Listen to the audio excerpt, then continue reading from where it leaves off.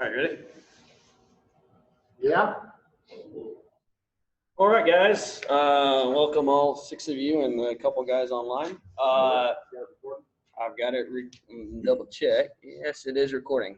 I appreciate it. So today we're going to go over Rule 2, which is our definition. So hopefully you studied a little bit. We're going to have a little bit of fun with the day. So pretty simple. Throw one finger up if you think it's true. Throw it 2 fingers up if you think it's false. All right. If no one's answering, I'm going to call on you. And then if you have any particular questions related to the true/false question above, let's talk about it. And as the bottom there says, let's try and avoid the rabbit hole what if type questions on them. So let's get started. Hit the right button. True or false? A legal forward pass is thrown by QB 12 before the ball touches the ground. A player or an official, the ball is considered loose. Player and official what? Touches the ball? Yes, until it touches the ground, a player or an official, the ball is considered loose. Oh. So we got a bunch of trues out here right now. Answer is false. It's not loose until it's considered touched. At that point, it's still in the possession of the team that passed the ball. Make sense? And we can find that in Rule 2 too. So all of these are going to be Rule 2. And at the end of the day, whenever we're referring back to the rule book, when we're reading through Rules 3 through 12, you're going to see definitions that pop up. You're going to see words like scrimmage kick play. You're going to see words like legal kick. And those are all listed as to what they are in Rule 2. So your basis of all your education is going to follow all the way back to Rule 2. That'll help you figure out how to get the right vernacular, how to get the right speak for when you're talking to other officials too. So, number 2. All right, obstructing an opponent either by contact or making him run around you is a block. All right. One bunch of truths again. Let's see. That's false. Why? There must be an intentional contact for it to be considered a block. So what are some examples of this? So intentionally contacting. So because I'm getting in his way or because he has to move around me does not mean I'm blocking him. Right? So a good example would be later on when we talk about shot blocks. Just because I have contact high, am I intending to make that contact high when I have a block low, right? So just because we have contact or guys moving around us does not mean it's a block. It's whether or not he intends to do it. All right, next question. Offensive linemen 74 and 55 both contact defensive linemen below the waist immediately after the snap. We just talked about this. This is a chop block. All right, good. A lot of falses on that one. Good job, guys. I didn't even know that. Oh, we were just going to talk about that. Kind of sure. A chop block is a low-high combo or high-low combo. And like I said just a minute ago, be mindful of the defenders initiating contact. And what we mean by that is guys that have played football, we know the guys when we're looking at them who's trying to get to the second level, right? Or he's trying to pull, and he may be trying to go around somebody, and either the defender engages or you just fill him out. We want to actually see somebody initiate the contact high. It's pretty easy to tell when we have the guy initiate low. He's forcefully going low. The middle of the blocking zone is the snapper.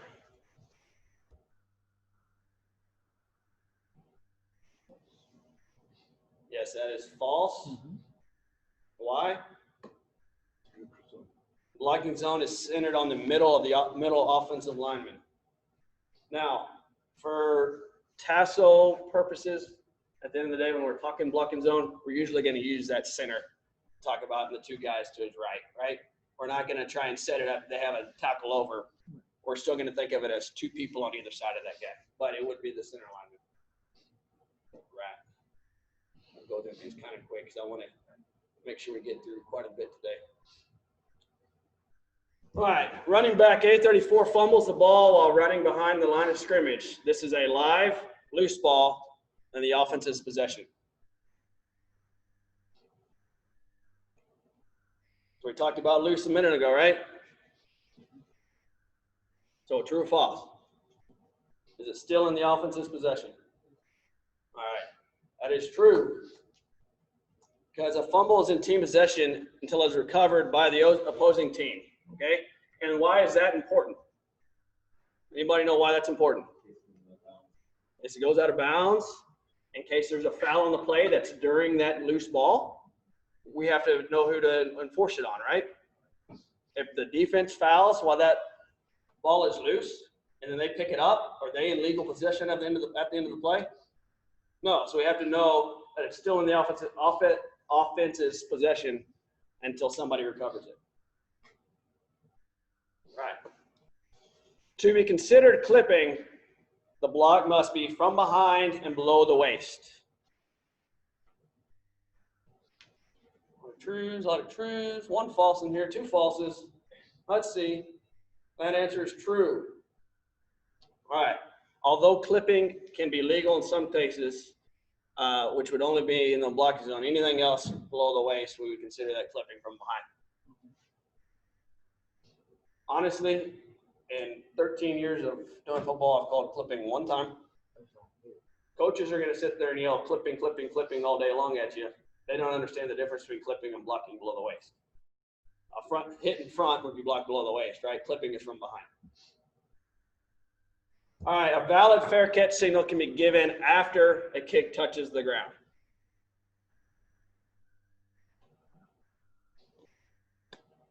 All right, what you got? You got true? Answer's false. Any signal given after a kick has touched the ground is invalid, with the exception for a free kick, which is immediately driven into the ground. Do y'all understand what that part means? What that exception is? We know we talked exceptions earlier. There's 204 of them in the rule book. Yeah. All right. What that means is we're going to give the receiving team an opportunity to fair catch it. If when they're doing an onside kick, it's immediately driven into the ground and pops back up as if he kicked it off the tee the same way. So it prevents them from going and just blowing a player up. Gives the receiving team still an opportunity to catch that ball. All right. Forward progress is the position of the ball when it becomes dead by rule.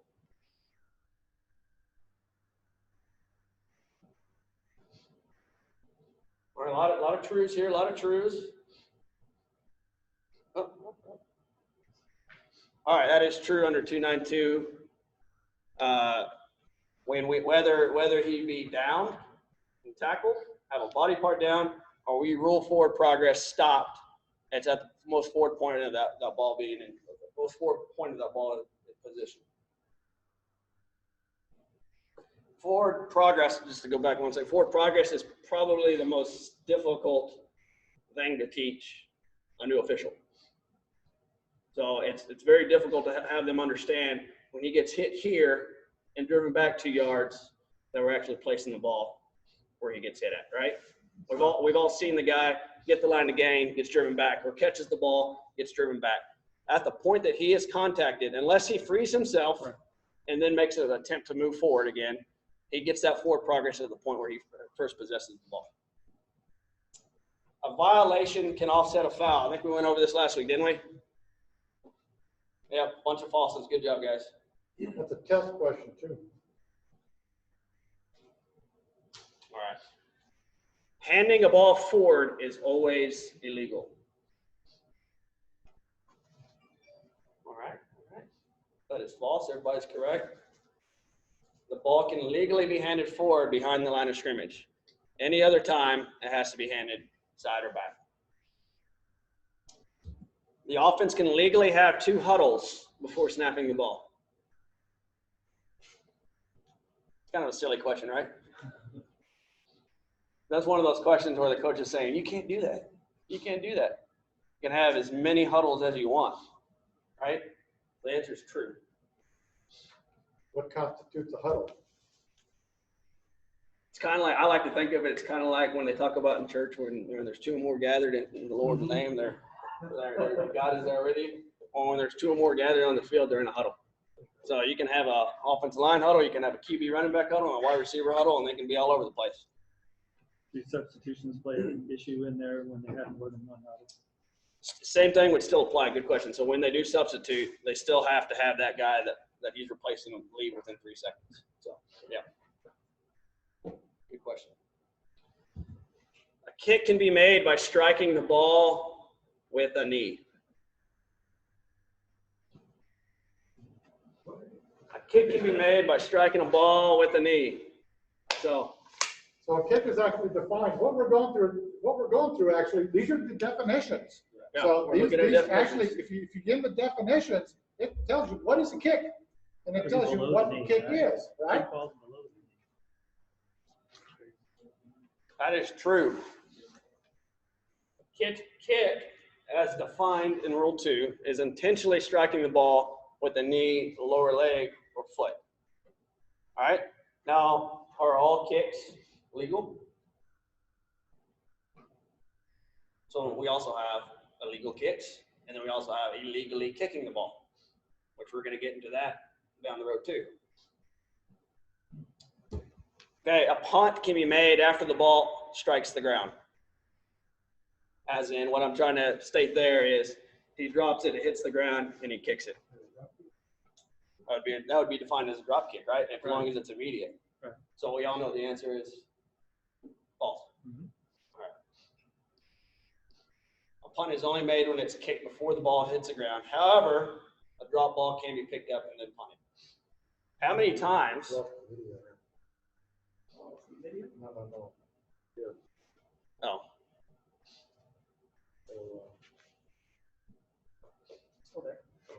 Yeah.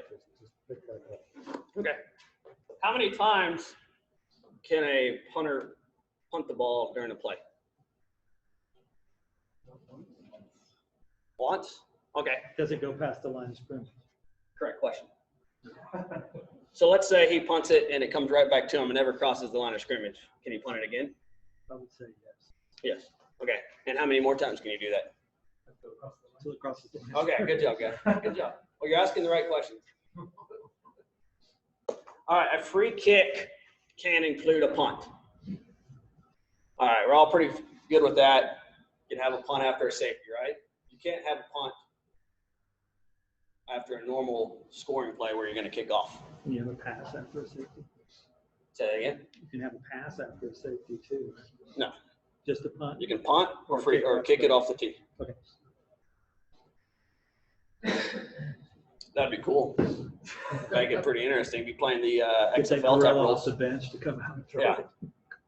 The ball is snapped from midfield, and A22 punts the ball from the A40. So we all talked last week what these numbers mean, right? Mm-hmm. So A22 punts the ball from the A40. So what's wrong initially with the way I wrote that right there? 10 yards. I should have the dash, right? Okay. The ball travels to the B48 in the air where the wind catches it and blows the ball back to the A49. The kick has crossed the neutral zone. So we're at midfield. The ball went across, did not touch the ground, and blew back. Didn't touch the ground. And this is going to happen in sub-varsity games for sure. Answer's false. The kick did not cross the neutral zone. A scrimmage kick, as defined, has not crossed the neutral zone until it touches the ground, a player, or an official beyond the neutral zone. Because he could pick it up and punt it again in that case, or he could run with it, or he could throw it, as long as he doesn't have an eligible downfield, right? The neutral zone is 1 yard wide. We went over this last week. Everybody better get it right.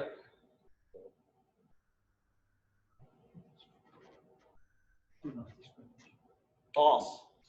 The neutral zone is the length of the football. All right. Encroachment only applies to the offense. All right, I got two falses. I got a true over here, another false. Why is it true? Because encroachment is when everyone is set, and an offensive player can't pull in the neutral zone. Well, correct. So encroachment, almost correct, mostly correct. Encroachment happens when an offensive player is in or beyond the neutral zone when the snapper addresses the ball. So now you will hear the word encroachment in the NFL on the defense. That's not a NCAA rule. That's not a Texas high school football rule. So like we talked about last week, don't watch the NFL because it'll mess you up. So there is no neutral zone infraction. There is no encroachment on the defense. We have defense offside, and very clearly stated it's offside. It's not offsides. It's just one offside. A pet peeve when you're doing announcements. And that's the only option we have. Now we could have defense offside with contact. We could have defense offside causing the offense to move. We could have defense offside in the neutral zone at the snap. So there's multiple offsides that we have, but it's all the same penalty, right? It's all a previous spot penalty, 5 yards, and depending on what the offense did on the play, they have the option to take the yardage or not. Still be unabated would be another one. Yeah, good point. Okay. Unabated quarterback. So offside, defense number 9, unabated the quarterback. We're going to shut that one down. 5-yard penalty. Still first down. So I've been working on my announcement. That's good. Offsides. Oh, man. Whoa. So Whoa. I will say he did it right. I should have proofread it closer is what I should have done. Offside is only possible on scrimmage plays. All right, I see a lot of falses. Why is it false?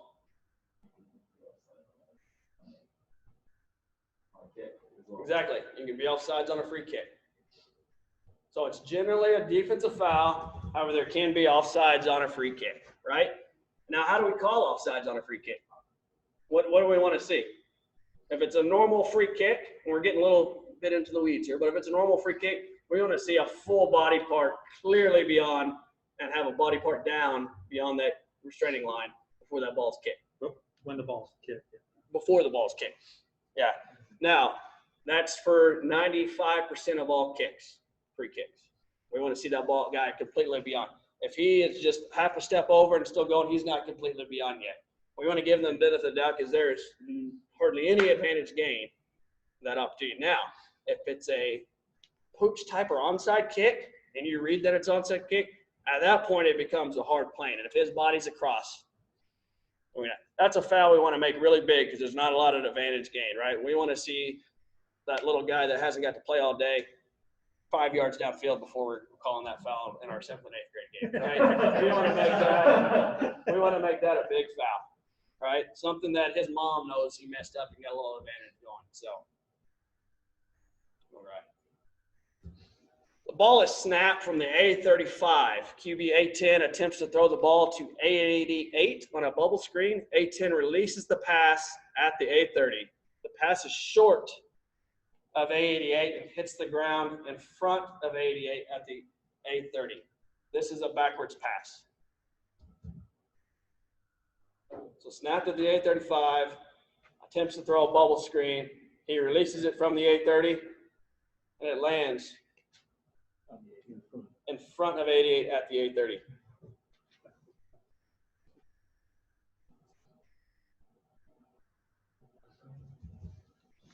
Why is it false? Why is it false? Tell me. Absolutely. He throws it from the A30, from the 30-yard line. He throws it to A88, and it hits the ground in front of him. It's perfectly parallel. Right. So it has to be behind, or it's a forward pass. So here's where we're getting. What does the rule say, and what does the philosophy say? Well, we're getting to the rules. The rule says exactly what you said. We're going to look at the philosophy behind it. Okay, because I thought if it was even, it would be a backward pass. The rule, Right. yes. Yes. Philosophy, The philosophy, no. however. What's on the test, man? Right, this. All right. I always think about it as we don't want to give cheap turnovers, right? So if the pass is not forward, the only other thing it could be is backwards, correct? So by definition of that being, it wasn't forward, it was backwards. However, if it's questionable at all, we're going to consider that to be a forward pass and call it incomplete. And that simply relies back to our philosophies of we don't want to give cheap turnovers. That ball's laying on the ground, the offense has already given up. We're not going to give a cheap turnover to the defense to scoop the score. Now, if it's clearly out and your line of scrimmage guys punch backwards, that it's clearly backwards, well, free game then. But when it's that close, we're going to revert back to our philosophies and call it incomplete. So the short thing is, it doesn't have to be clearly forward, but it does have to be clearly backward. Yeah, good point. But you're right on the word. Yes. Okay. All right, a shift is action by two or more players. You said it, true, true. All right, that's just the definition of the word shift. The succeeding spot and the previous spot can never be the same.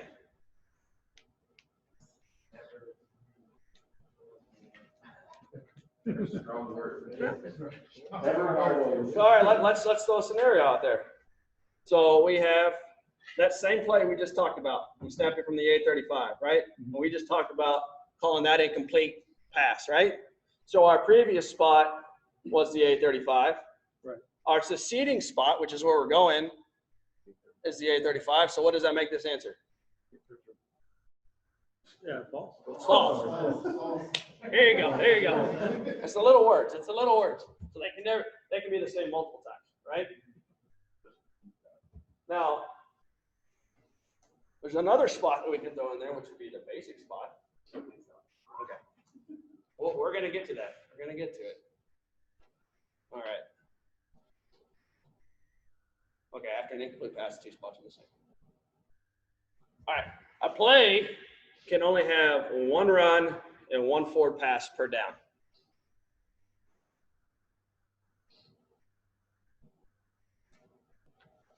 Sorry, what is it? True. Almost. You're almost there. A play can have unlimited runs. We can only have one forward pass on the play, right? Because once the offense throws one forward pass, they can't throw another one. And if the defense throws a forward pass, well, then we have a legal forward. Not Right. to go down the rabbit hole, but is a pass play and the line of scrimmage the same as a punt play and the line of scrimmage? I mean, I mean, Brett Favre's first pass, right? He caught it ran it himself. He can do that, but he can't throw it again. He cannot throw it again. Correct. Now, you can't punt it, come back to you, and then you can throw it. You are allowed to do that. But you only get one forward pass play, one legal forward pass play. Yeah.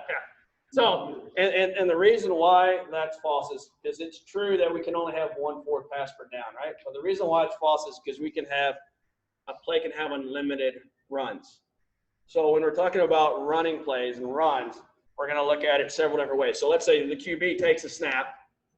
When he's rolling out, what is that right there? That's a run play, right? When he throws that ball, that's a pass segment, right? When his wide receiver catches it and begins to run, that's one running play. He now fumbles it, and the defense picks it up and takes off. That's a running play.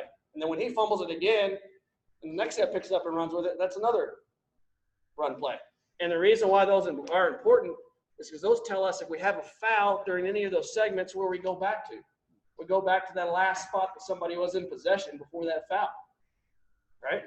The other reason why that's important is you hope that never happens. Yeah. How many beanbags you? I carry one. Bag judges carry two. Tell you a quick story. I'm white hat in the game. Last year, Paul was in the game. As the last play of the second quarter, my supervisor standing behind me. Got a punt play. I'm like, all right, they're lined up for a punt. There's 8 seconds left. This is going to be easy. They're just going to kick it. I'm going to get to jog over to the locker room and get an attaboy, right? So they kick it. All of a sudden, I hear the 12 guys in the crowd going nuts about something happening. And all of a sudden, I see someone signaling touchdown at the end that they kicked it from. Well, turns out when we get down there, we had a punt possessed, a run started, a fumble picked up by the kicking team, and advanced for a score. Or during all of that, it was determined that there was a block in the back during the kicking team's pick up and advance for a score. So we had a lot to sort out, and I'm coming up there thinking, well, what happened, guys? And my question first, what's the first question I have to ask in that scenario? What is this? Well, we have a punt. I knew we started with a punt, right? Yeah. And on a punt play, team A cannot advance the ball unless what? Punt, team A being the kicking team, cannot advance that ball unless what happens? Unless they fumble. The receiving team had to have actually possessed it. It Right. couldn't be a muff. It couldn't have just bounced off them, Right. or they couldn't just pick it up, a loose ball, and run with it, right? Right. So I had to confirm that we had a possession. And then that we had possession, then we had a run. We had a score. We had clean hands when team A picked up the ball and went to go score. But we had a foul during that segment. And after all of it, there were zeros on the clock. So what do we do with all of it? Well, if there was a block in the back, it's on the offense. Right? So, So if team, it'll end the game. no, Can't use on a foul. can't end on a foul. Defensive foul. It was an offensive foul. The team in possession of the ball fouled. So what we had to do was, we can't end on a foul, so we had to enforce that foul and then back it up 10 yards from the spot of the foul and give them one untimed down. Because if we decline the foul, team A has a touchdown. Team B is not going to decline the foul. They're going to give team A one more play from that spot. Now, I completely tore up and jacked up that announcement, but I don't think anybody heard it.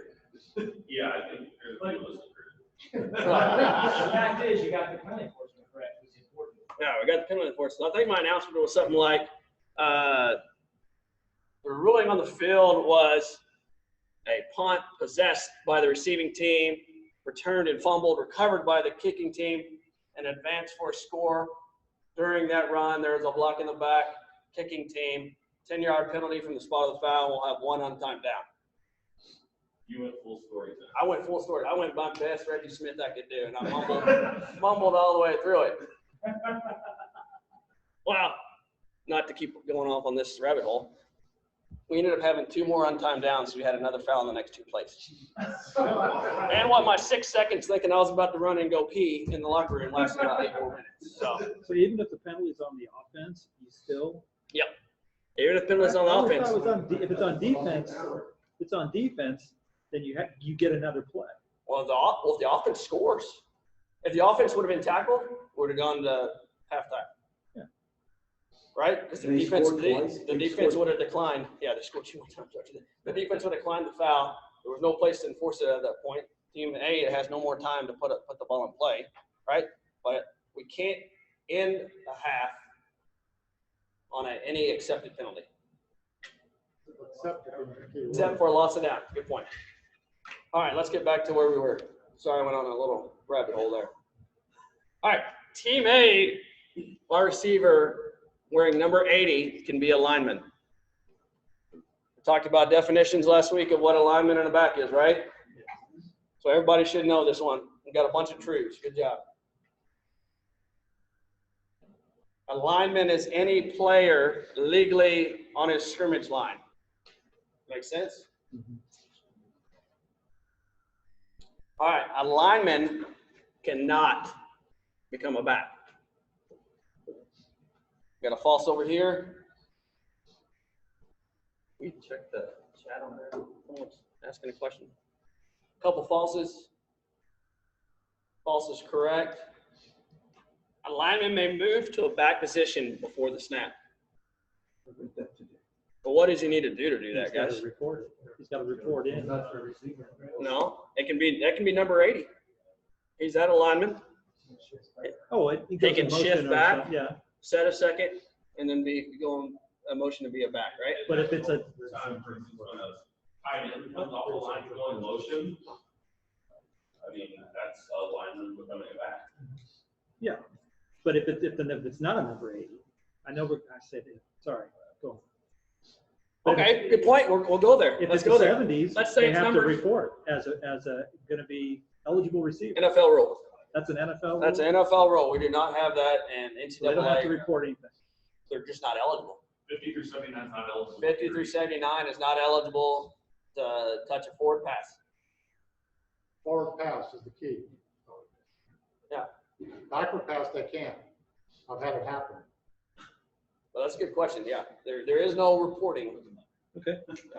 Yeah, it's not- All right, an interior lineman is always restricted. True. Yeah, good job, guys. Great job. Any interior lineman is always restricted. You will also hear the term covered lineman. However, an uncovered lineman may also be restricted. All right, and we're talking about restricted. What are we talking about? What they're legally allowed to do during the play, where they're allowed to block, where are they allowed to block low, where they can block in the back while the ball's still in the zone. Now we'll get into all these little. How far downfield can they go? What's the answer to that? Anybody? No more than 3. No more than 3 when To pass play. prior to the ball being released on the pass. That is correct. So what does that mean? If he's at 3 yards and that ball leaves the QB's hand, all it has to do is the spiral is released from his fingers. And he's legal at that point, right? That is the ineligible downfield player. We call it IDP. Is a very easy play to get wrong 95% of the time. These guys are way faster than what you think they are. And if you look at where he's at when that guy's catching the ball, I guarantee you're wrong.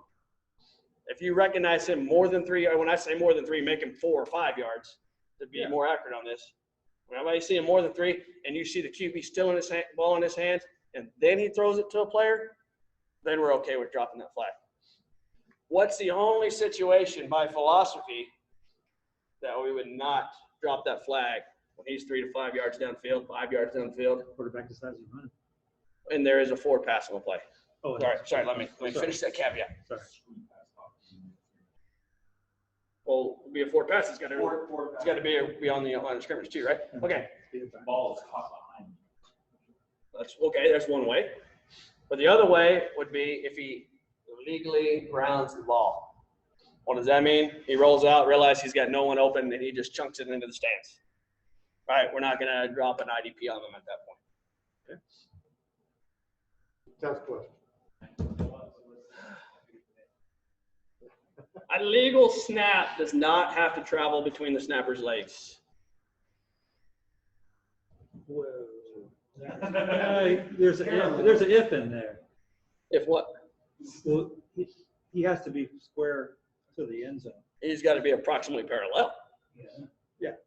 So he can do it on the side. So he can turn and scoop it. So the answer is true. It does not have to go between his legs. 95%, 98%, 99% probably all go between somebody's legs, right? Mhm. It just must be one smooth, continuous motion. It can't be he picks up and then throws. It has to be one continuous if he's going to do the side jump. And we'll usually only see that on the plays where we saw the swinging game. And again, you said the right word. He has to be parallel to the line of scrimmage, approximately parallel. So if he's kind of slightly catty cornered, we're going to give him the benefit of the doubt there. An official exception. Official exception. A defenseless player can be a member of the defense. True? Okay. All right. What is a defenseless player?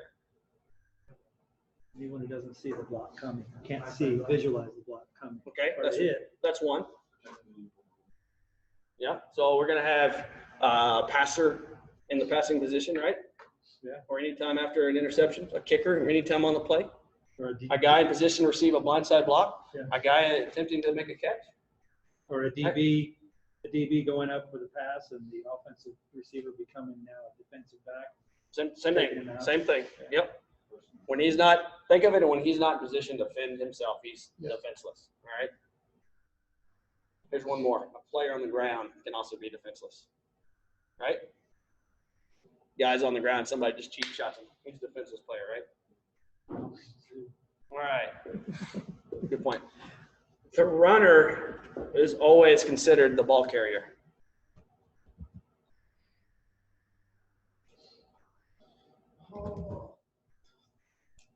He has the ball. Take it. Almost.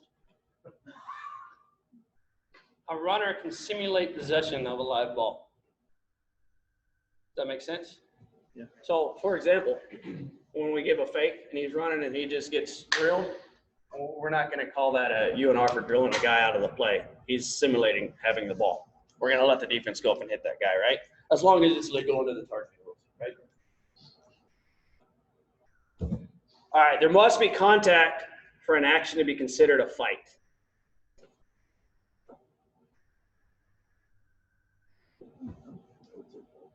All right, we're going with false as a group. False is the right answer.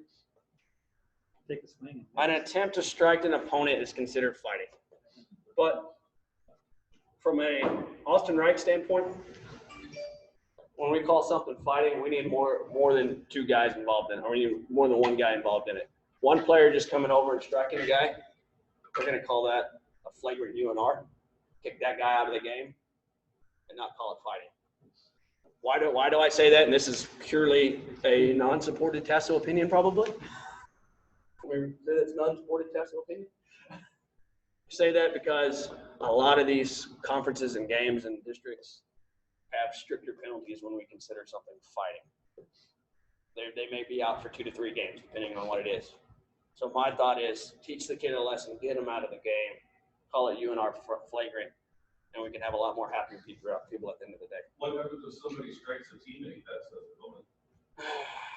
They can strike their opponent as much as they want. We just ask them to leave the game. Wasn't there a test question that said one guy struck a player, but the other one had taunted him before, and they were both ejected? Yes, Yeah. it's there, yes. Yeah, because he It's a test question. insinuated it's at number 2, right? Even though he didn't swing, even though he didn't do anything physical, he instigated it, therefore he's fighting. He started it. All right. See the whole thing. To be a legal substitute, a player must enter the huddle or communicate with a teammate. All right, we got a false over here. Anybody else? Couple falses. False is the right answer. Just participating in the next play makes a substitute legal. All right. So what do we do when we have a substitute come in? What are we going to give the offense or the defense the opportunity to do? Let's say we just had a 5-yard run.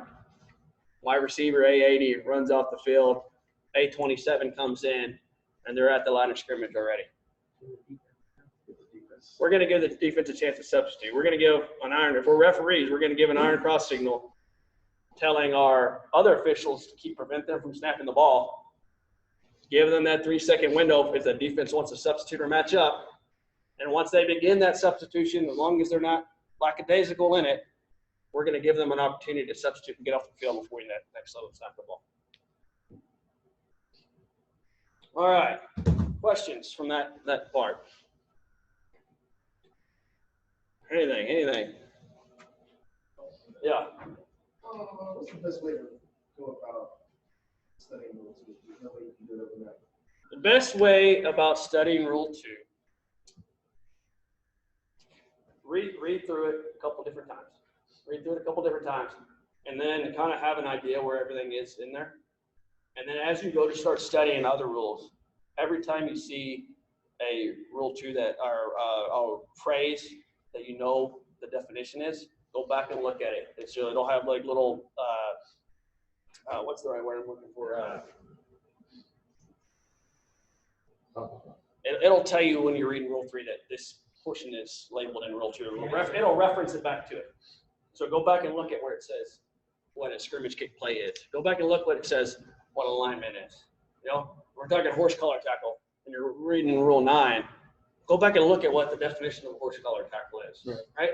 Go back and read those as you study the other parts. But start reading the definitions first. Go through them a couple different times. And then as you're reading Rules 3 through 12, then reference back to those definitions of what they are. And guys, we all still do that. Yeah. You know, I mean, Rule 2 has a lot in it. And you're exactly right. You're not going to memorize it all this season, okay, or next season, right? But you always go back and look at it for that thing. When you take the test, you go back and it's got something in there about a passer or snapper. What is the definition of a passer? What is the definition of a snapper?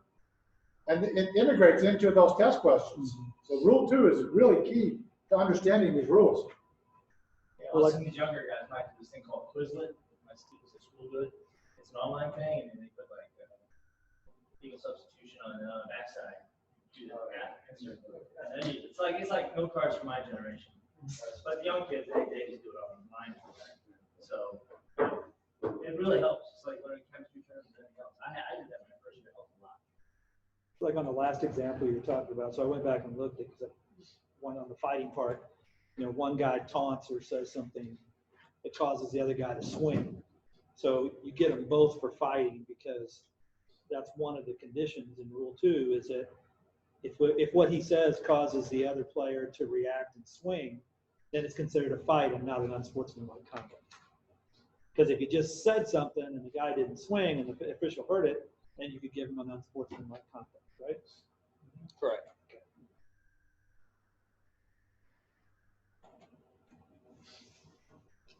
Which is shown on yours. What's up? All right, we're gonna keep going. We got about 45 more minutes. Any questions on the rules or definitions or how to study them or anything like that? All right. We're gonna keep going with some definitions. Some of these we've already gone through, but got some video now with them too. All right. Video is not necessarily the best, but we'll take a look at it and see what we think. So we already talked about a chop block, high-low, low-high combination block by any two players against an opponent, not the ball carrier, anywhere on the field with or without delay between the blocks. The low component is at the opponent's thigh or below. So basically, we would consider it a block below the waist if it was out in the field, right? When we look at that block, the low portion of it. All right. Let's see. Yeah, he has brought some life back to this offense. 2:57 to go, 1st and 10 at the 22-yard line. Lonius rolls out. You'll see it right there? Someone downfield stuff. I don't know how to go backwards on this thing, do you? The throws ball. Are they going to give him the reception? Yes, they will. Right in the catch. All right. So we saw the block below the waist, right? The running back came out, hit the guy low while the tackle's engaged high, right? We saw that portion of it? Yeah. So I don't want to get into the weeds too much. I like the foul called. I can't stand this official's. I don't know his name. I can't stand this official's mechanics.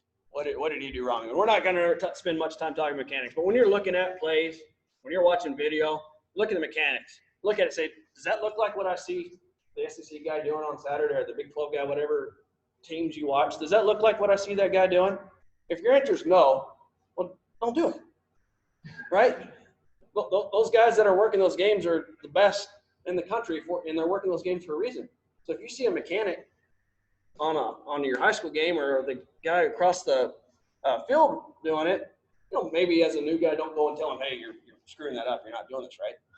But look at it and say, I'm going to try and learn from the guys in the NCAA because their mechanics match almost identically to what we're supposed to be doing. So what should we have seen here instead? This guy comes in and he gives a signal. Well, that tells us that he thinks he has a catch, right? Or he has a catch. But did you see anybody kill the play? What do we have to do to kill the play? We need to come up, square up, put a hand up in there. That's killing the play, letting the play clock operator know that he can go ahead and start the next play. Or if it was a first down, we're stopping the clock. What else kills the play? Does this kill the play? No. Does this kill the play? Incomplete pass? Yeah. Does this kill the play? Yeah. Touchdown signal? Yeah. This kill the play? Yes. That's dead ball signal. Yeah, that kills the play. So we'll look at the block one more time, then I'll skip ahead. So it's going to be the running back coming around, blocking the low right here. Simple. So what I'd rather see here is this guy simply coming up, squaring off in that yard, popping up, having our spot, right? No need. He wasn't in a hurry. Everything else was fine. Who should have made that call? That there. So okay, good question. So we're not going to try and get too much into. He is It's on his end. See if I can pause it. So this guy right here, the left tackle, we're looking at 5-man mechanics. That is a line judge's call all day. That is his back. That's also his back. The referee should be looking through. It should be able to help. but he should also be able to see this call as a line judge too. All right, a block. Any questions on that real quick? Yeah. So there's really no need for that. What does that signal tell everybody? What does this signal tell? When I'm walking up to the line, I go like this. That's telling us to catch. Right? Now, we want to use this signal in a case where maybe there's some communication going between me as a line judge and you as a field judge. You might be looking at me going, I'm not sure. I'm going to be like, yeah, we're good. And you're shaking your head. Yeah, we might use that signal then. You know, this is not a normal signal that we want to be seeing given all the time. You know? Would the umpire be able to make that call? He probably wouldn't because his initial keys are guard, center, guard. And that happened pretty quick. So he may have been able to roll out there by clearing his blocks first, but I wouldn't put that 100% on the umpire to see. He may have gotten there though. So 3 man, it's a line all day long. 4 man, it's a line all day long. A 5 man. it's the line and maybe the referee that sees it. Okay. Blocking the back and clipping. So blocking the back is contact against an opponent occurring when the force of the initial contact is from behind and above the waist. It's a 10-yard foul. So we've all seen enough football, right, to know what a block in the back is. It's clearly in the back. And the best way to pick up on these is like it says right there, chase mode alert. Meaning I've got most blocking the backs come on kick plays, right? Meaning I've got a kicking team player that kicked the ball, right? I've got the kicking team running down to make the tackle, and somehow that kicking team player beat a receiving team player, and he's now chasing him, right? And then we're going to see that block in the back, okay? Or on a play where there may be some type of reverse, something like that, we may see a block in the back come in, right? Look for the guy with the brick in his hand. Look for the guy with the brick in the sand. The other thing you might see is you might see how he falls. I know that's not maybe that you want to see the whole play, right? You want to see every bit of it. But if the guy falls off sideways, well, guess what? He probably didn't get hit in the back. You don't get hit. When you get hit in the back, you should fall on your face forward, right? We kind of look at some other items to tell us what actually happened, you know? Now let me ask you this. If you're blocking me here and the defender turns and then you shove me down, do we have a block in the back? Yeah, so as long as we kept contact the entire while, if there was any disengagement and then you blocked in the back, then we would have a foul. So it's all about seeing every bit of it. Don't get fooled into a foul. See everything, make them big. A clip is the same thing, but the contact is at or below the waist, 15 yards. And there's the exception, so a couple more, right? Lineman in the blocking zone, still illegal if the force of the initial contact is from behind and at or below the knees. That and is important. So if our center gets beat and immediately dives and hits the guy below the knee, we still have a clipping even though we're in the blocking zone. So that goes back to our definitions. That's when you look at clipping in the definitions, it's going to have that and specifically there. If he hits him above that knee, well, now we're in the blocking zone, we're illegal, right?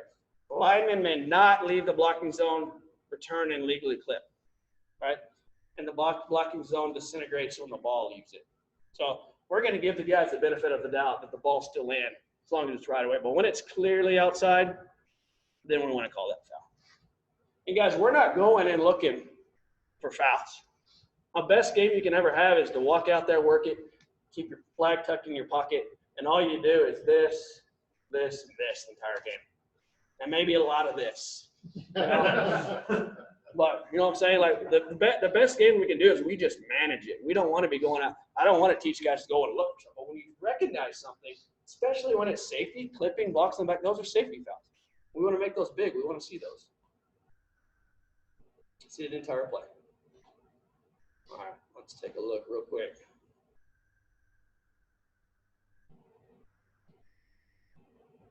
Did y'all see it? Number 72 come through? Yeah, down at the bottom. Yeah. We'll run through it one more time. I don't want to spend too many times on these because I don't have the ability to go back and forth and pause it. 72 is going to come through. He's in chase mode, hits him right in the back. Yeah.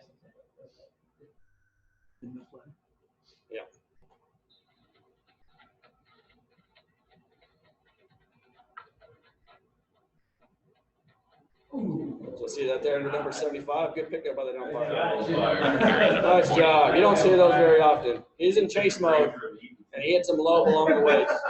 Y'all see that? Oh, man, that's the wrong here. What did you say? You say he stopped to take a break from keeping 20 foot flag. Oh, wow. Typical. I'm an umpire. Yeah, it's all nice, so he's throwing shade. Yeah. It's just on an island back there. All umpires. All right. Most of them do. All right, true, false. Let's see the one and two fingers again. True, false. All blindside blocks are illegal.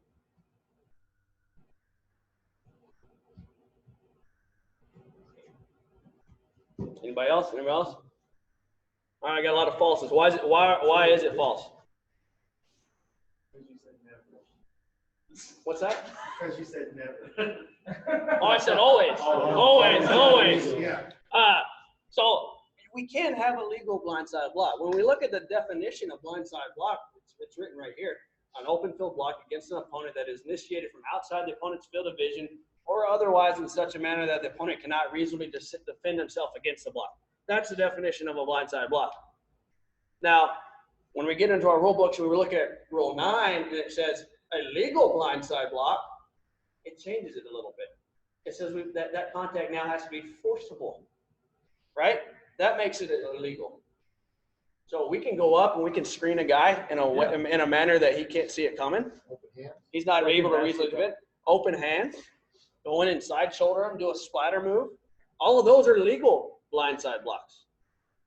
But when we look at he was forcible and he hit the player, then we get to the point of being illegal blindside block. Does that make sense? Yeah.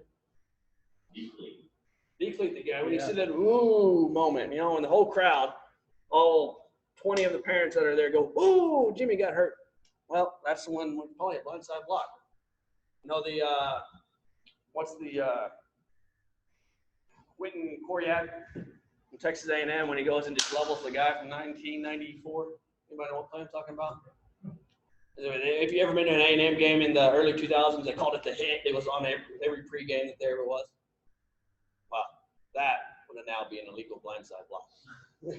A lot of them. Now, A lot of them. True. Here's another true-false question for illegal blindside blocks. I know I'm getting a little bit off. Illegal blindside blocks can only be called against the offense. Only the team in possession of the ball. False, right? Yeah, false. Because we could have a wide receiver coming across and a linebacker just pop him right over, right? That would be an illegal blindside block. Potentially, it's defensive pass interference if the ball's in the air coming to him too, right? But that could be a legal blindside block. And then when we start talking blindside blocks, by definition, he's defenseless. So that takes us into the whole targeting aspect of everything. Because our rule 914 is about a player being defenseless and can't get hit in the head or neck area. So anytime we call blindside block, we better be thinking, well, did we have targeting involved with it or not? Right? If we're calling it a legal blindside block, we need to be thinking about targeting or not too, right? All right. No player should deliver a blindside block by attacking an opponent with forcible contact. Exceptions, runner or receiver in the act or attempt to make a catch. Right. Oh, the note was already there. All right, we're gonna look at 10, drops play back here. to pass, looks to the right again, has a Look at 60. crossing pattern that he catches. Excuse me. Gains Number about 60 8 got hit, on the number 80 play. made the hit. All right. Who all has legal blindside block on that? Raise the hand if you have a legal blindside block. I said illegal, not legal. It's illegal. It is illegal, right? Agree? Yeah. Who has a legal blindside block with targeting? I think we all should have a legal blindside block with targeting. Did he hit him in the head and neck area? Did he launch? Yes. Yes. We all have an illegal blindside block with targeting. We'll get in more targeting rules later, but kind of give you a taste of it now. All right. Fumble versus muff. Very important rules as an official, right? Very important definitions. To fumble the ball is to lose possession by any act other than passing, kicking, or successful handing, i.e. unintentional. The status of the ball is then a fumble, right? Why is that important? Why is the status of the ball important at that point? It's live. Well, it's still live, Yeah. because we have other exceptions to the rule that tells us who, in certain downs, who can actually pick that ball up and advance it. Right? If it happens to be fourth down, the only person that can pick that ball up and advance it on the offense is the guy that fumbled the ball. So if we deem it a fumble on fourth down, let's say number 32 fumbles the ball, he's the only one that can pick it back up and advance it. What that does is prevent somebody from purposely fumbling the ball and attempting to beat the line of the game. All right, a muff. To muff the ball is to make an unsuccessful attempt to catch or recover the ball that is touched in the attempt. Muffing the ball does not change its status. Can someone tell me what that means, that muffing the ball does not change its status? No possession exchange. No possession exchange. So let's say I kick the ball. Team kicks off. It hits the guy in the hands at the 5-yard line, rolls back into the end zone. Is it the momentum of the kick takes the ball into the end zone? Well, what is that? What is the status of that ball? When it hits him in the hands at the 5-yard line, it rolls into the end zone. Ball is still technically considered a kick, Yeah, good job. right? But now, here's another definition we're going to look at, is for that, what does that player have to do with that ball that he's touched and now sitting in the end zone? He's got to go get it, right? Because there's a definition that says a free kick untouched that touches in the end zone is declared dead by rule on a touchback, right? Yeah. So we've all going to read that at some point. But since he touched it, now he has to go get it and either get on it and put a knee down on it. He can still legally do that, right? Because he hasn't possessed it yet. Right. Okay, we're good on that. So that's what it means to change the status of it. The only other deal on it. So let's say we talked about this briefly earlier. We have a punt now.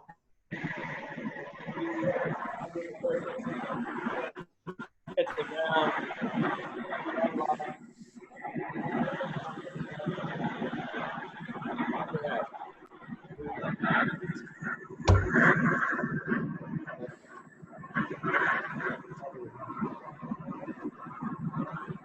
You can't advance him off. Yeah. Exactly. Very good. So you cannot advance him off. So meaning, is he in legal possession though at that point? No, he just wouldn't. That's where the ball would be down. So Where he A89, recovers it bounced off of B's chest. A89 recovers it at the 50-yard line and begins to advance it. Down the 50. Who gets the next snap of the ball? The The guy who got the ball. Yeah, yeah, that's it's A's ball, right? A's ball. Because he touched it. Now he just can't advance it, right? Good job, guys. Yes. It's off, then he gets. Okay, good question. So let's say with the fair catch signal or not. Without a fair catch signal, if it touches him before it hits the ground, A still can legally possess it, recover it, they just can't advance it. If he gives a fair catch signal and it hits his chest and bounces up in the air, until that ball hits the ground, he's got every opportunity to complete that catch. So if he gets touched, hit, whatever, we then have a kick catch interference. He gives that fair catch signal. That make sense? Sure.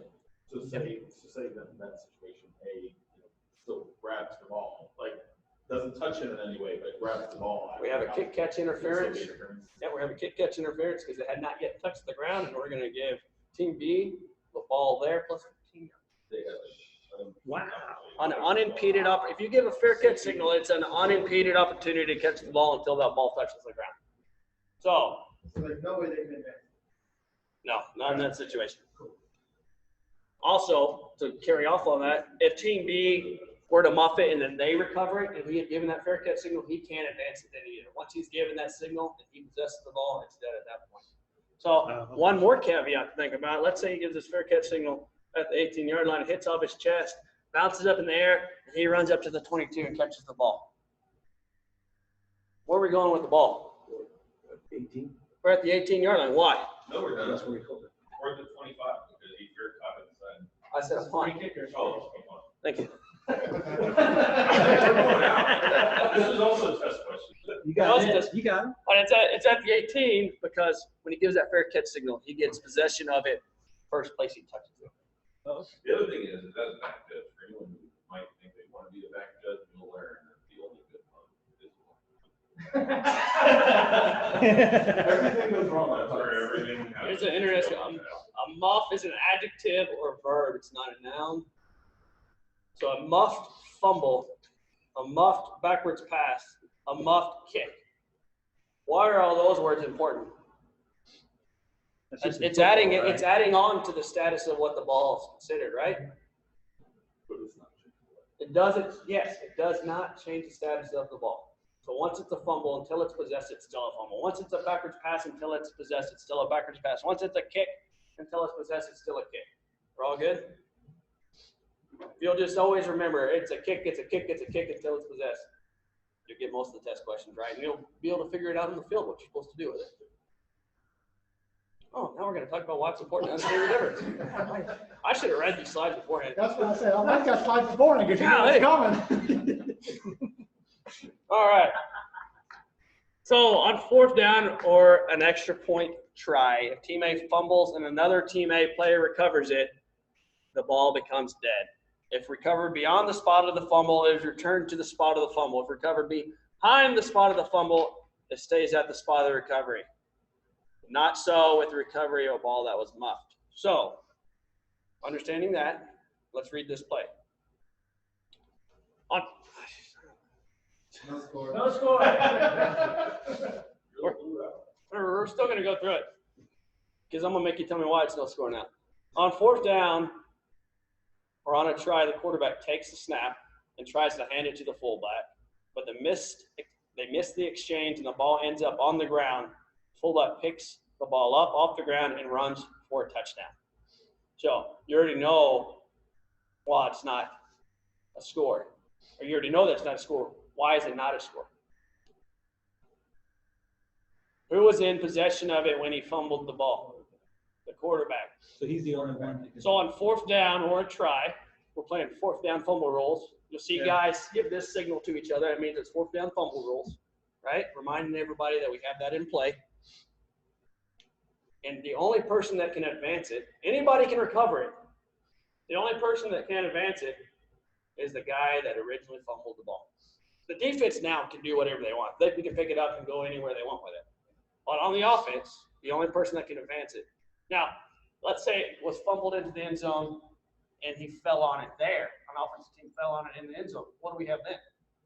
Well, if it's a quarterback, you have a touchdown. Correct. If it's a quarterback, we have a touchdown. If it's anybody besides the quarterback, 10 other players, what do we have? Put it back into the spot of the fumble. Put it back in the spot of the fumble. Good job, guys. Piecing it together.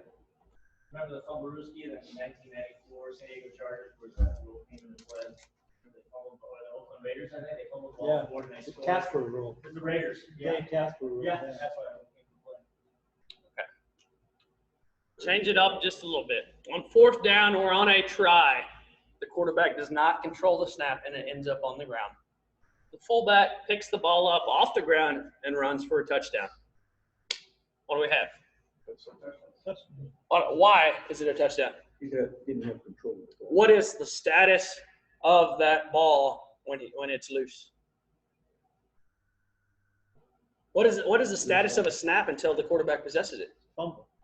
It's a backwards pass.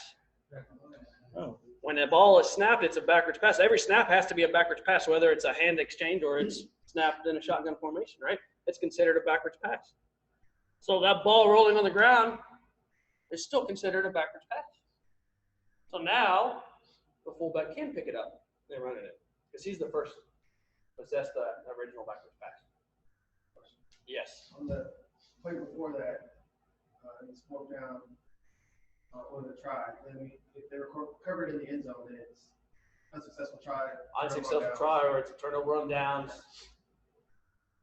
Unless the spot that was brought back to met the line of the game. So you can't say an always scenario there.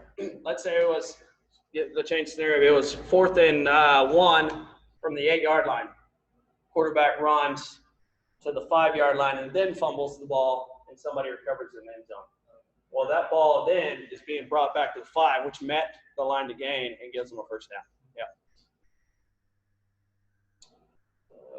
Team A's punt. Team A punts the ball from their 30-yard line, and a Team B receiver attempts to catch the ball at his 25. The ball goes through his arms, hits him in the chest, and is rolling on the ground when a kicking team player picks the ball up off the ground at the B8 and runs for an apparent touchdown. We talked about this, right? Yeah. So everybody should get it right. What is it? No score, ball. Ball at the 8, is that what you said? Is that what, yeah, B8. Yep, good job, guys. Team A is going to retain the ball there. They cannot advance them up.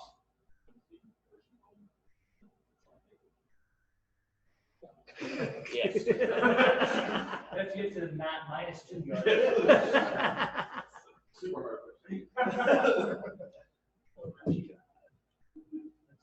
That's good. I like that. I like it. All right, let's say this. All right, so we had first and goal at the 8. We had a false start on the next play.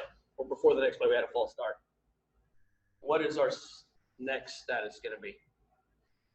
It's going to be still going to be first down, but it's going to be first in what? 12 or 13. First and third. It's going to be First and goal. Yes, from First and 13. goal. Yeah. Still first and goal. It's all first and goal, right? All right, good job. All right, Team A punts the ball from their 30-yard line, and a Team B receiver catches the ball at his 25. So he actually caught the ball this time. He tries to avoid a kicking team gunner and drops the ball. A kicking team player picks the ball up off the ground at the B28, runs for a touchdown. Touchdown. We got a touchdown, right? Yeah. All right, good job. We're all getting it. All right, the worst part of the rule book. You will promise you these questions when you see them on test, or you're trying to figure out when you see it on the field will mess you up. Austin's tidbit that's not approved by anybody else. The batting was not intentional. It never was. It was an accident. Just kidding, guys. Just kidding. All right.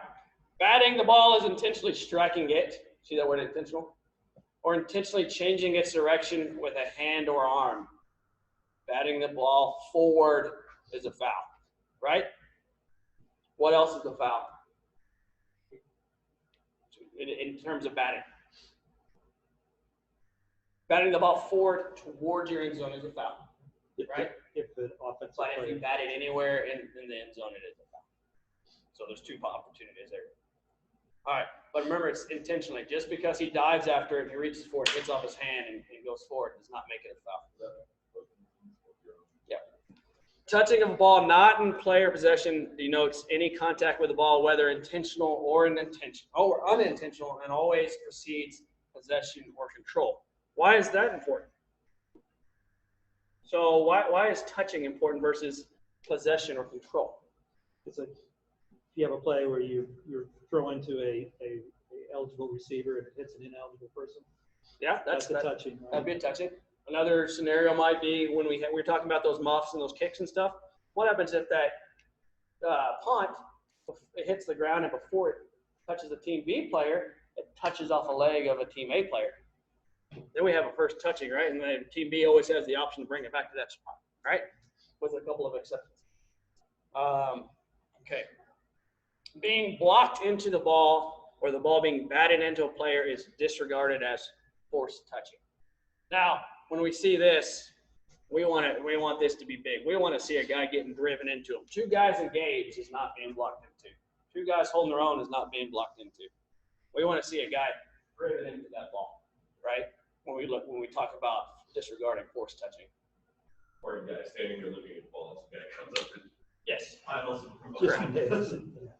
All right, so fair catch are only on free kicks or scrimmage kicks beyond the neutral zone. Why is that little caveat of beyond the neutral zone important? Because it's not considered a kick unless it crosses. There you go. Well, it's still considered a kick. It's just Well, they can't fair catch at that point, right? Valid signal gives protection. A valid signal and waving above the air. How many times? 1 time. Twice. Is it twice? Twice. Is it twice? Yeah, you can't go all rodeo once. Oh, You gotta 2 at least. I like it's now giving a signal going like this, guys, that are at home. Okay. See you guys later. All right. And valid signal does not provide protection. And that's what we talked about earlier, that ball being muffed into the air. Teammate can then come and get it if it's an invalid signal. A lot of invalid signals that we see are players just trying to tell their teammates to get away from it. Yeah. They're doing the get away. You know, or one we see a lot, and we've started to call and recognize more the past years, is on kickoffs when that front line guy is now pointing, saying it's over here. Well, I've seen guys on the kicking team slow down and stop because they think this is a fair catch signal. The kicking team doesn't necessarily know where the ball's about to come down at. They're just trying to get downfield. So any type of signal that we pick up on, we're going to consider that an invalid signal unless it's the guy that's making the signal. Whenever I do a day Or game, that's catching the ball. I won't even allow them to put their arm up as the sun shield. I mean, they basically, I told them they have to tuck it like right up against their visor or their face mask or nothing. Yeah, no, none of this, because I'm gonna shut it down because it's player safety. Like, Yeah. I'm not gonna let this guy get through.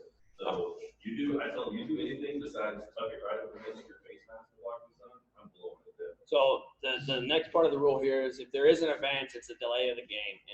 And it says don't be picky. What we mean by that is it's our job to shut the play down. When we have a valid or invalid signal, it's our job to shut the play down. That receiver may not know that his point for telling a guy to get out of the way before he caught the ball was invalid. We're not going to penalize him on top of that. We're just shutting it down right there. Okay. Now, if he gives a fair signal and then takes off and goes 15, 20 yards, and you're sitting there blowing your whistle, maybe we have a delay game. But it's our job to know. It's our job to shut it down. So we shouldn't have that delay of game. Never call it once. And like Blake just said, shading your eyes is permissible without waving the hand.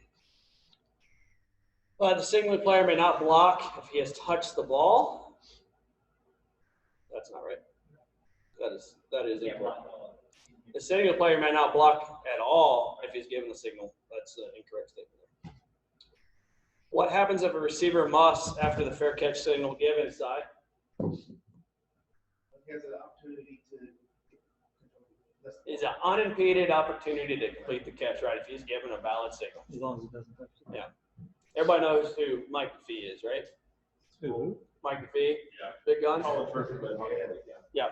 So he gave an announcement one time. There was an Iowa State game where the guy gives a fair catch signal, bounced off, and I think it was Baylor team that came underneath and caught it. His announcement, he used the word unimpeded in his announcement. I couldn't believe it. And he goes, kick catch interference, kicking team number whatever. The Iowa State player was not afforded an unimpeded opportunity to catch the ball. Therefore, we have kick catch interference. And I was like, I have no way I could spit that out on live TV. Need to red cash in it. Yeah. First down. All right, the goal line. We've got about 17 more minutes, guys. All right, think of the goal line as not a line but a plane. What does that mean? All the way. That, as soon as it touches that line, touchdown, right? Once the runner has broken and playing with the ball in possession, it is a touchdown. All right, you see that there? All right. Encroachment, we talked about this earlier. It is a what foul? There you go. You almost read it, didn't you? Player in or beyond the neutral zone after the snap touches or simulates touching the ball. Exception, the snapper. Obviously, the snapper can be in the neutral zone. All right, then there's an important part. Encroachment always treated as a false start. So whenever he's beyond that line. Now, we're working 7th and 8th grade games. I don't want to see you calling encroachment. All right? And when we're not coaches, we're officials, right? But we got to do a little bit of coaching out there. We got to get those players lined up. Sometimes in practice, they've snapped every single time from the 25, so Jimmy's going to go put his foot on the 25 every single time, and they might be snapping it from the 24 on that play. We got to get them lined up. Get them to look at you if you're a line of scrimmage guy. Tell them where that line is and get them to look at it. We all understand that, right? We've seen that. Get them lined up. Don't let them. Tell the guy to back up. Don't let them have that foul. Again, we're not looking for fouls. We're looking to manage a game safely, right? Well, you see that in high school all the time Yeah. too. When you have the outside guy, and he's trying to tell the official, "Hey, I'm on this line." Yeah. We'll split up a little bit. Yeah, usually comes College, up the with same thing. I don't know. It seems like the line judge always is accommodating on that. Oh, that one, he had no option, right? Everybody ran up and they snapped the ball. The difference on that one is, guys, it's treated as a false start. We need to shut it down. We need to prevent anything further from happening.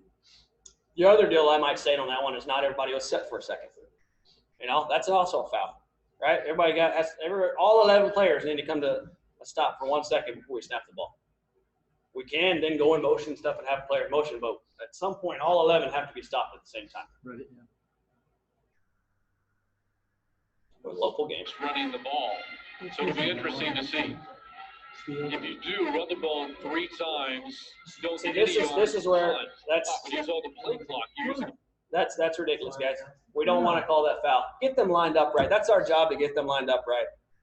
They're both over there looking at you, don't realize how much they've gone past. Get them lined up right. It's easy. I don't know who that is, but sorry. Smithson Valley, home What? cooking.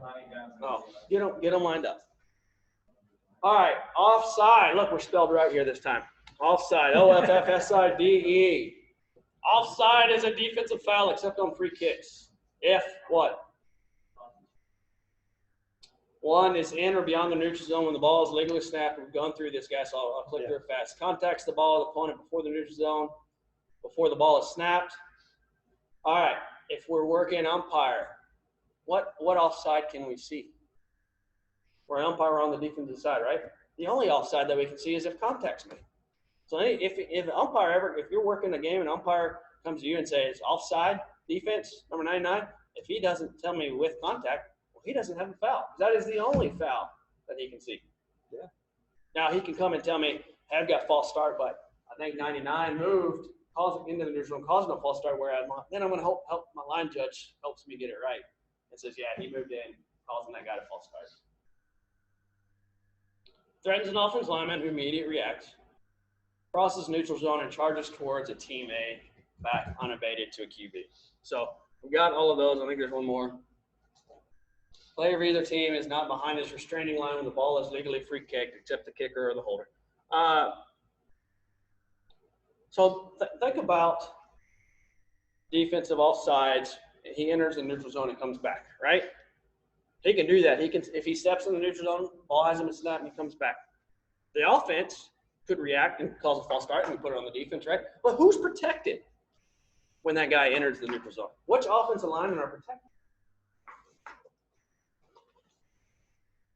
All right, so it's all about who that guy was lined up over. If he steps into a gap, it's just these two guys can move that he's in. Yeah. If he steps head up, I now have got 3 guys that are protected, and if any one of those move, I'm putting it on the defense. Does that make sense? Mm-hmm. And if he's on the end of the line, outside in the 9 gap where There's only one guy that could react to him. So basically that prevents, the left tackle seeing some guy over the right tackle step in, and then he jumps off. Oh, no, we're not putting that on the defense. That's not paying attention to the snap. So if the defensive lineman I goes should into really the slide beforehand. Yeah, the defensive- say something there, I think you could have got it. All right, so we're good. We're good on that rule. See, those 2 guys are protected. Go through this quick. Oh, there we go. Those 3 guys are protected. And now we're going to go all the way down the line, I guess. It's a good illustration. All right, passes. 10 more minutes. Passing the ball is throwing it. A pass continues to be a pass until it's caught or intercepted by a player or the ball becomes dead. All right. Forward pass is determined by where the ball hits something in relation to where it was thrown. When in doubt, that's a forward pass, right? We're good on that? All other passes are backwards. There's no such thing as a lateral or a pitch. You understand that? We have forward passes, backward passes. When Jim Nance, we're doing CBS football, says they lateraled it, drives me nuts. There's no such thing as a lateral in the definition book, right? overhand or underhand, it's still a pass. Overhand, underhand, it's still a pass. It's forward or it's backwards, right? A snap becomes a snap backwards pass. We talked about that when the snapper releases the ball. The passer is a player who throws a forward pass. He is a passer from the time he releases the ball until the pass is complete, incomplete, or intercepted, or until he moves to participate in the play. Why is that important? Because we're looking at who's defenseless, right? We're thinking about the targeting role, right? Thinking about what roughing the passer might look like, right? So, and by that it means if he goes to participate, making that tackle, he then has lost his defenseless nature. All right, it's forward pass, tuck rule. Shout out, that's NFL, never mind. Forward pass starts with any intentional forward movement of the passer's hand or arm unless the player clearly starts to bring the ball back with firm control to his body. If afterwards a Team B player contacts the passer with the ball, a forward pass is ruled regardless of where the ball lands. So basically any forward movement with the ball still in his hand, we're gonna deem it a forward pass, right? You know where we talked about we can look at other elements to help us decide on something? If that ball comes out and it's spiraling and hits the ground, did we have a fumble? No, it comes out, I don't know, weird, almost knuckleball motion. Did we possibly have a fumble then? Maybe, but it all depends on whether it was coming forward at the time. So we can look at some of those key elements of how it bounces around too. So It's like in basketball when the ball's hit, if it goes the opposite direction, the person that's there, it went off them. correct. Again, when in doubt, it is a pass, not a fumble. All right, during a scrimmage down, we talked about this earlier. How many forward passes can Team A throw? How many forward passes can Team B? Oh, 0, that's right. Team A may have never had the ball beyond the neutral zone. Does that make sense? You know, so basically, if he runs, and once he crosses the line of scrimmage or the neutral zone, he can no longer come back and then throw a pass, right? Why does it say different than a scrimmage kick? Because the definition, which we talked about earlier, the definition for a legal kick is he just has to be behind the line of scrimmage when he kicks it. So a punter could run 5-10 yards downfield, realize McAfee's not picking up that first down, run right back to where he started from and kick it, and it's still a legal punt. Right? Now, he can't then throw the ball once he comes back. Passer, this is important. Passer that's across the neutral zone when his entire body is beyond the neutral zone when the ball is released. And again, this is one of those things. We talk about making them big. We want to see that body part, whole body, even that back foot, everything completely beyond when we make that call. Team A may not throw a forward pass if there has been a change of possession. If all conditions are met, is a legal forward pass. The passer may legally spike the ball to conserve time if he throws it to the ground immediately after the ball is first controlled after the snap, as long as it has not touched the ground. This was a test question we had the other day. There's a note there. It says at the end of a half must have more than 3 seconds on the game clock. We've heard that rule change, right? If he's going to legally ground the ball while the play clock's running, he needs to have more than 3 seconds. All right, intentional grounding is throwing a pass into an area where there is not an eligible Team A receiver that does not have to be catchable. Okay? Exception. So how do we get out of intentional grounding? What are our exceptions that we have to have? Have to have a receiver in the area. That gets us out of it, right? Right. Outside the tackle box. And outside the tackle box and what? There's always a two-part to it. Pass the line. There you go. Pass the line of scrimmage. Your probably can read that. Gets us out of intentional grounding. But if I'm outside the tackle box and I throw it short of the line of scrimmage and I don't have any receivers in the general vicinity at all, I might have intentional grounding. So just because I'm outside the tackle box doesn't give me free range to throw it away. Yeah, because you see that sometimes at college mostly when they throw it away and they throw it 30 yards into the stands. You're like beyond the line of scrimmage. And what's important on that? It's not where the ball crosses the sideline. It's important where that ball ends up. As long as it ends up beyond the line of scrimmage at some point, right? All right, a player is not eligible to catch a forward pass if he's wearing 50 through 79 or if he is an interior lineman. That's where we start talking about a player that's covered up, for example. Extra attention on scrimmage kick formation. This is important because of fire drill. We want to know, one, we got scrimmage kick exceptions. We can have numbering exceptions. We don't have to have 5 guys 50 through 79 if they're lined up in a scrimmage kick formation, which scrimmage kick formation is also under definitions in your rule book. Tells us that. But 2, we could have a guy that's number 3 that's snapping the ball, but he also play wide receiver. And here's fire drill, and he goes out for a pass and catches the ball, and we give him a touchdown. Seen it happen. We have to know which 4 of those guys are eligible, right?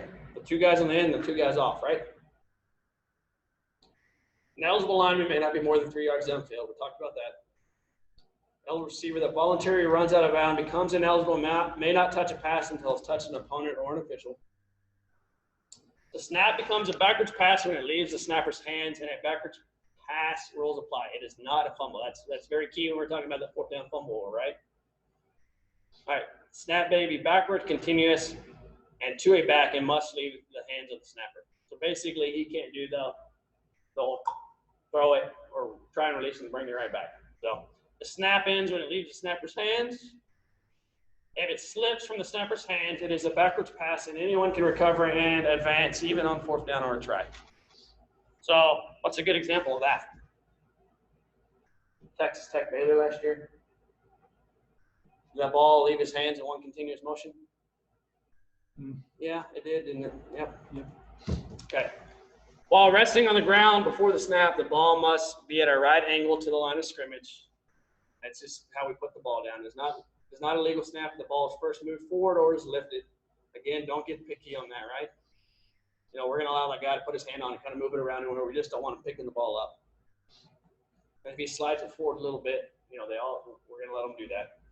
Team B touches the ball during a legal snap. The ball remains dead, and Team B is penalized. We're going to delay a game on the defense. Team B touches the ball during an illegal snap. The ball remains dead, and Team A is penalized. So we already had an illegal snap. We can't have a second foul on top of that once we've already killed the play. The snap must be on or between the hash marks. Pretty simple. We talked about that last week, right?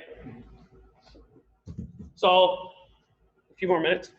When we're putting the ball down, when we're snapping it between the hash marks, how many places do we want to put that ball down? Or where all can we put the ball down as far as a lateral position from hash to hash? 3 places. Anywhere. By all technically, we can put it anywhere, right, in between the hashes. But as officials, we want to stay consistent. We're going to put it in 1 of 5 spots. The press box side would be number 1 spot. That's the left hash. Number 2 spot then becomes the upright on the press box side. Number 3, middle of the field, is the goalpost. Number 4 is the other upright. Number 5 is the opposite. And we use that terminology when we're talking to other officials because when the coach is yelling, I want it on the left hash, I want a left hash, well, the umpire's left hash might be over here, and the referee's left hash might be over here, right? Depending on which way they're facing. So we use those terms to talk to each other, and it helps us explain where we're putting the ball down. Plus, it also, once we start getting a little more advanced, it helps us know where that blocking zone is, where that tackle box is. We can make decisions on where to line up. 2 more minutes. We'll get through a few of these. A shift.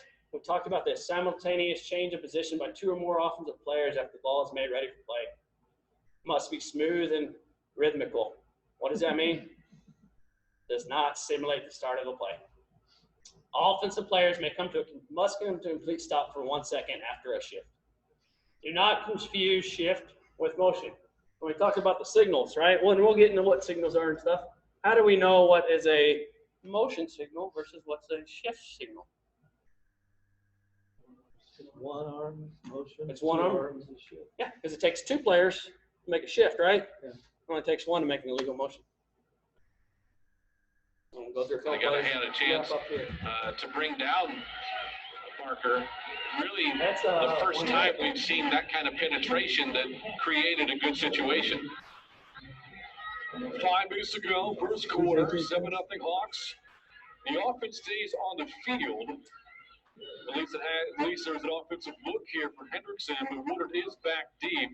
And now the punter will backpedal a few more steps. Adam Cousins, the backup quarterback, rugby-style punt. Good. And Woodard in traffic makes the catch. Did not call for the fair catch and is brought down. And we're going to skip this next one. We're going to talk about motion real quick, and then we're going to wrap up. After a huddle and before the snap, all offensive players must come to an absolute stop and remain stationary for 1 second. Afterwards, one back, remember one for motion, maybe in motion, but not towards his opponent's goal line at the snap. That's something we want to make big. We want that guy clearly 45 and going upfield before we call that a legal motion, right? If it's just a barely curve, let's give him a warning. Let's talk to the coaches about it. But we want that to be clearly he's moving upfield before the snap. And lineman may not be in motion in the snap. That the lineman in motion would be a false start, right? He's on the line, moving forward, simulating the snap. All right, and then we'll skip this and. All right, guys, we're gonna stop there and wrap up. And Mike's got a couple of announcements. Any questions real quick on what we went over today? Watching the film helps a lot. So what do we need to do before next week? Read rule 2, right? We did pretty good. Knowledge seemed pretty strong here. We did pretty good. You know, let's keep thinking about those little things. Read. Once we read through the definitions a few times, then let's start looking at, you know, go look, read rule 3. That's timing. That's maybe the next most important thing to rule 2. Because if we've got a 8-minute quarter or 12-minute quarter, we don't leave the ball game until the clock runs 0-0, right? We got to figure out how to get to 0-0. We got to make sure we're timing it right. So there's a lot of exceptions to those rules too, is when the play clock runs, when the game clock runs, right? So timing's the next most. But then after timing, if you're studying this week, maybe let's start looking at rule 10. We all know what a basic false start is, but we know how to enforce it. Then we'll go look at rule 10. That's where our penalty enforcement is. And after we get pretty comfortable with those, then we can start diving into some of the more details of the other rules. All right. Go ahead, Mike. You guys, everybody has seen the emails come out from Rudy or from David that we've got our own YouTube channel. Untitled Chapter does, right? Search SA Football. If you don't, I don't think there's a link on our site yet. I can send everybody a link. I can send you a link to the subscription. We can do that too. Just click subscribe, and now you're on that link, right? Now, there's 2 videos in there that I really want you to focus on in the next week or 2, because we're going to talk about some of that coming up. The one is an introduction to Arbiter. Everybody's gone into Arbiter, and you've signed up, you've looked through it, but it also is how we ask for games. And so go in there, get an idea of where to look, because we're not going to go through everything in class. Obviously, you can see our time is short, but we want to be able to show you how to ask for games. Okay, and how to go in there and how to search and a little bit of filtering, stuff like that. Okay, so read that one, and then also look at the introduction into Huddle, HUDL. Okay, right now you don't have an account, all right, but you do that, and after we have discussed it, Dave Maxwell is going to come in and talk a little bit about it, but he will send us a link so that you will then have access to Huddle. And there you can view more film of all of the games, right? We'll have ours in there. Right now, it looks like we're scheduled. I haven't got it confirmed yet, but it looks like the 15th of August is going to be our new member schedule. It's going to be probably at Brooks Academy, looks like, but we'll see. Nothing's confirmed until I confirm it. And then the last thing I want to say is go ahead and start taking those tests, okay? Get in there, take them both, you know, take the new member test, take the regular member test, and give it a shot. I mean, you're starting to see these rules, but it's going to force you to dig in there a little deeper in that rule book, you know, and it's good time, good fun. Take an hour or so, take 2 hours, whatever, enjoy it. We'll talk a little bit next week about the state clinic, free to new members, okay, free, all right? You get one chance. That's when you're brand new, you get a free clinic, okay? Take advantage of it. And that's all I got. Let me ask you, there was 2 clinics listed. Yes. One was the 25th, and yes. then one said after the 25th. Correct. So what that is TASO had a state meeting that was going to be on the 25th, okay? And so every year, as officials, we have to have a rules clinic. or some type of rules, clinic, refresher, whatever. Now you can get those in various clinics around the state. One is the state meeting, that counts. Okay, now you're qualified for the season. You've met the certification or requirement, should I say, of the training, right? But there are other called rules clinics. And so that one after is a rules clinic, all right? I don't know what they're going to cover at the state meeting, but every time I've ever done a rules clinic, which typically our TASO chapter, San Antonio chapter is in June, I go to state meeting in July. I've seen it about 2 or 3 times already of the rules clinics. But if you attend both, you get points for both, right? So I don't know what they offered out. I think 6 or 8 points for the 9 points for the state meeting on the 25th.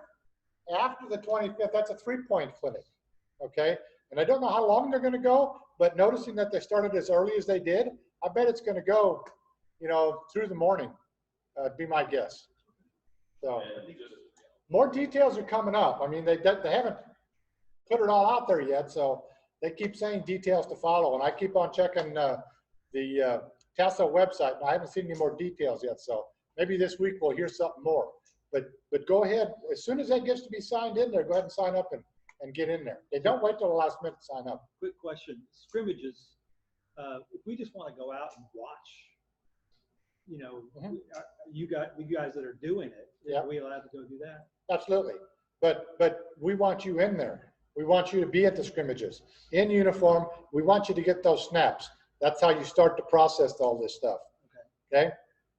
Absolutely. We're going to try. We're working right now with our guy that's going to do our mentors so that we can get those that are here on a regular basis assigned a mentor. We're going to try to do it with the crew. So you'll have 5 to 7 guys that you can always go and work with. And hopefully they're going to take you on a couple of games through the season so they can work with you here and there, invite you to their games, work their timing games, all of that stuff, right? That's kind of the intent. We're going to gradually get you to where you need to be, but we want you on the field to get as many snaps as you possibly can. Okay, anything else? Do you see any questions online? Next Monday? Next Monday, right here, 6 o'clock sharp, guys, until we hear something different, all right? Right now, we're going to play football in about 4 weeks, right? I say our scrimmage is on the 15th. That week is our first scrimmage. So until we hear something different, that's the plan.